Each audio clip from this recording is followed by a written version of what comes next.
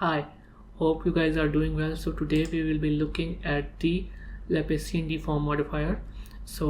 I'm actually going to be using a sphere for this, more specifically an icosphere, so Shift A and icosphere, and I'll actually need more subdivisions, so I'll just give it 4 levels of subdivisions.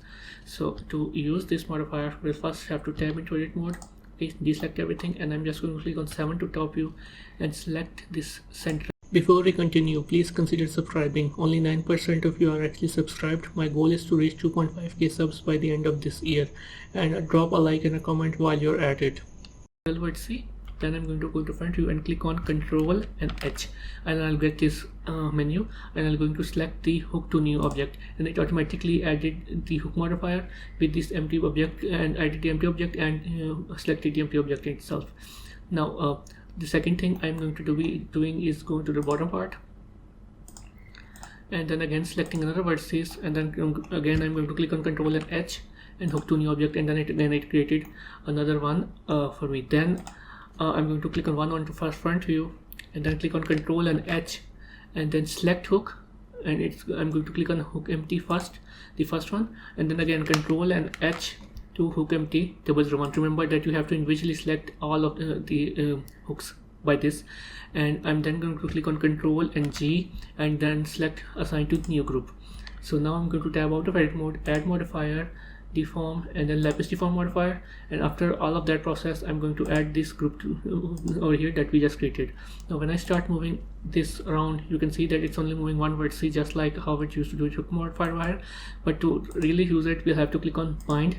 Now once I have clicked on bind, I'll start moving this. As you can see, I can actually get this squishy squash stretch sort of effect from both of these hooks modifier. So it's really useful for if you actually want to create scratches and stuff in your model, and if you want to add newer hooks. Okay, so now I'll tab out of edit mode, deselect everything, and then click over here to select the corner one, and then I'm again going to click on Control and H and select and then click on hook to new object, and I'll tap out of edit mode, select the hook, and I'll start moving it around. As you can see that it's not working.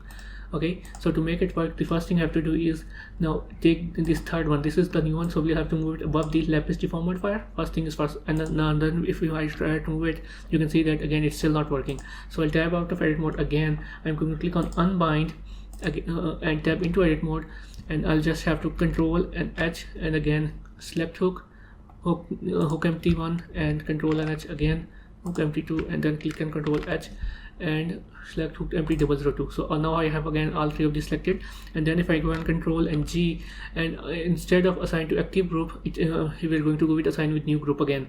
The reason is, even if you assign it to active group, the existing group we created before, it will not work properly. So I'll go ahead and click on assign to new group and tab out of edit mode, and then I'll go into my hook modifier. Instead of group, I'm going to select into group 001. This is a new one we created, and then I'm going to click on bind again. And now if I select my newer empty, you can see that I can even stretch it to this side, and the other two are still working fine.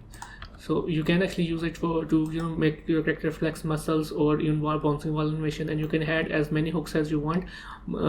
Follow this process. So I hope you guys learned something today. Please leave a like and a comment, and I'll see you in the next video. Bye. If you found this video helpful, please leave a like, comment, and subscribe to my channel, and watch another one of my videos, as that's how the YouTube algorithm works. It's a small channel and it won't cost you anything. Thanks, and I'll see you in the next video.